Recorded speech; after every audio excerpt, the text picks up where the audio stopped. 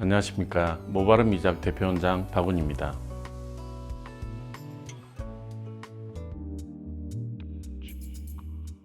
둘의 차이를 말씀드리기 전에 두 약이 어떠한 기전에서 작용하는지를 먼저 간단하게 말씀드리겠습니다. 남성 호르몬인 테스토스테론이 DHT라고 다른 호르몬으로 변형되는데 그 DHT에 의해서 남성의 탈모가 진행되는 것입니다. 두 약은 이 5알파 환원제를 어떻게 억제하느냐에 따라서 약의 작용과 기전들과 부작용이 각각 차이가 나겠습니다. 프로페시아는 테스토스테론이 5알파 환원제에 의해서 DHT로 바뀌는데 그 중간 과정인 타입 2를 억제하는 것을 프로페시아라고 그럽니다. 반대로 아보다트는 이 과정에서 타입 1과 2를 동시에 차단하기 때문에 아보다트가 프로페시아에 비해서 조금 더 강력한 효과를 가지고 있다고도 말씀드릴 수 있겠습니다.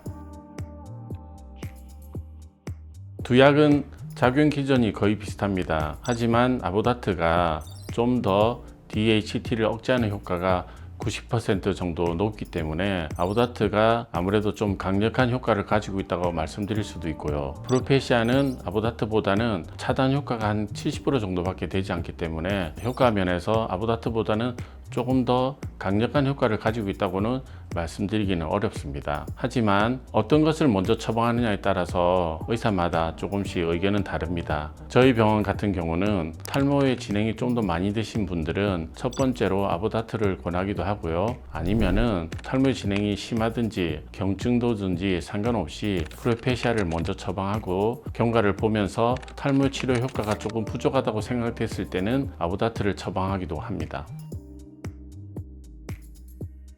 교과서적으로는 같이 병행하는 것은 추천되지 않고 있으며 두 약을 번갈아서 처방하는 경우들도 간혹 있습니다. 예를 들어서 프로페시아를 5일 정도 먼저 처방하고 그 이후 아보다트를 이틀 정도 처방하는 경우도 있는데 흔히 사용되는 경우는 아닌 것 같습니다. 프로페시아와 아보다트를 처방함에 있어서 몇 가지 기준점들은 있습니다. 프로페시아는 이미 40년 이상 연구되고 사용되어진 약이고요. 아보다트는 10년 정도밖에 우리가 사용된 기록은 없습니다. 두 약은 물론 안전하지만은 FDA에서 승인된 것은 프로페시아가 유일합니다. 아보다트는 우리나라에서 제일 먼저 사용되었고 이미 전 세계에서 많이 사용되어지는 안전한 약입니다. 두 약을 어떻게 사용해야 될 것인가에 대해서 논의는 많이 있습니다. 그렇지만 약에 대해서 인터넷이나 미디어에 의해서 정보를 얻는 것은 아무래도 한계가 있을 것입니다. 그러기에 본인이 직접 판단하지 마시고 가능하면은 병원을 방문하셔서 전문가에 의해서 진료와 진단을 받으신 이후에 약을 결정하시는 것도 좋겠습니다. 지금까지 프로페시아와 아보다트의 차이점과 적응증에 대해서 말씀드렸습니다. 모바름 미작 대표원장 박운이었습니다.